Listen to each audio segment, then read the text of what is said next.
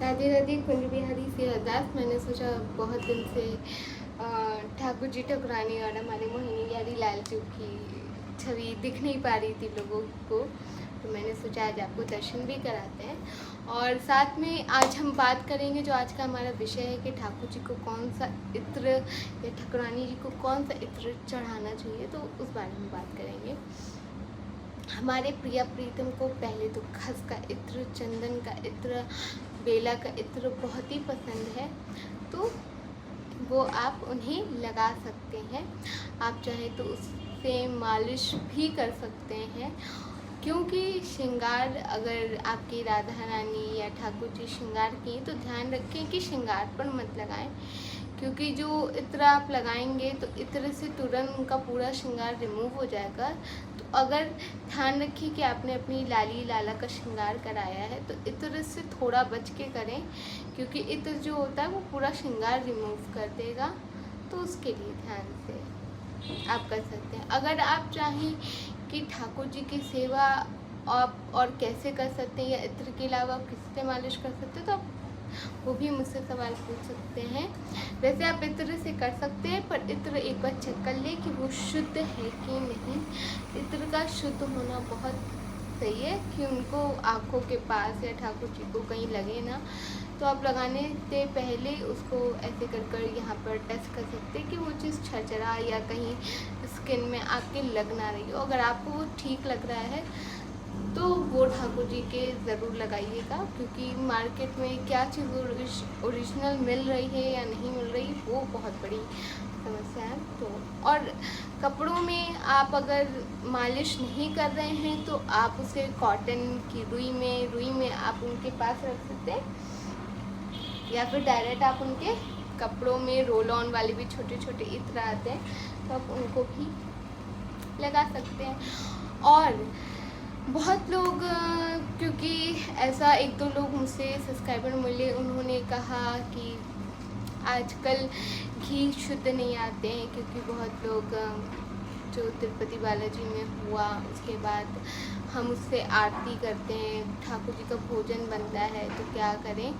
तो आप एक काम कर सकते हैं, अगर आप ठाकुर जी की आरती को लेकर या तुलसी माता की आरती को लेकर कुछ भी कंफ्यूजन में है, तो आप एक काम करें, जो सफ़ेद तिल ध्यान से सुनिएगा। अगर आप घी, क्योंकि घी हमें पता नहीं होता कि कंपनी शुद्ध दे रही है या नहीं दे रही है, क्योंकि तिरुपति बालाजी में भी कंपनी दे रही थी और वो बहुत ख़राब निकल आया।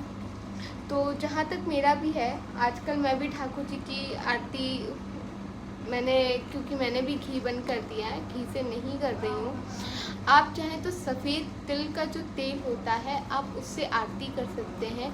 आप चाहें तो तुलसी की भी कर सकते हैं और आप ठाकुर जी की कर सकते हैं, क्योंकि वो चीज़ मुझे भी नहीं पता थी, पर क्योंकि मेरी मौसा जी भागवत करते हैं, मेरी मौसी ने बताया कि नहीं, क्योंकि आजकल शुद्ध घी मिलता नहीं है और सफ़ेद तिल में मिलावट नहीं होती है, तेलों में कुछ भी मिलाना इम्पॉसिबल हो पाता है, तो सफ़ेद तिल शुद्ध आता है। तो आप ध्यान रखिए कि अगर आपको ठाकुर जी की आरती करनी हो और अगर आपको तुलसी माता की भी करनी है तो भी आप कर सकते हैं, क्योंकि वृंदावन में होती है भाई, इसलिए बता रही हूँ, क्योंकि वृंदावन में होती है, इसलिए आप आराम से और बेफिक्र किसी भी टेंशन को आप साइड रखकर तिल के तेल से ठाकुर जी की आरती भी कर सकते हैं।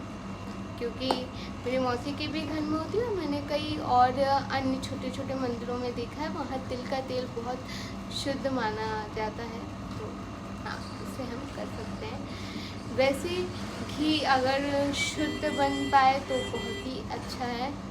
जो लोग घर पे बना सकते हैं साफ ठाकुर जी के लिए, तो वो आप घर में बनाकर ठाकुर जी की सेवा में यूज़ कर सकते हैं। और अगर आप नहीं बना पा रहे तो सबसे बढ़िया तिल का तेल है, आप तिल का तेल यूज़ कर सकते हैं, वो भी एकदम साफ और सुथरा रहता है। ये मेरी एक्स्ट्रा नॉलेज थी, मुझे लगा क्योंकि कार्तिक मास आरंभ हुआ है और सब तुलसी की, भगवान की भी आरती रोज़ डेली करते हैं, तो मुझे लगा ये आपसे बात शेयर करनी चाहिए। और इत्र, जो हम ठाकुर जी के इत्र की बात कर रहे थे, बारे में भी कर लेते हैं। इत्र, अगर आप तटीय स्थान से हैं और तटीय स्थान में सोच रहे हैं कि कौन सा इत्र ले जाएं, तो तटीय स्थान में खासकर खस का इत्र चढ़ता है। जो लोग अन्य और ले जाते हैं, ऐसा नहीं कि उनका नहीं चढ़ता, उनका भी चढ़ता है, पर जो भी वहाँ से दीक्षा लिए हुए हैं या वहाँ से जुड़े हुए हैं और उन्हें नहीं पता है, तो मैं उन्हें बता दूं कि अगर आप तटीय स्थान में कभी भी सेवा के लिए इत्र दे रहे हैं तो वहाँ खसका ही दें, क्योंकि वहाँ खसका बहुत महत्व है और खसका ही चढ़ाना चाहिए मिनी प्यारी जी में। तो आप तटीय स्थान में खसका इत्र चढ़ा सकते हैं।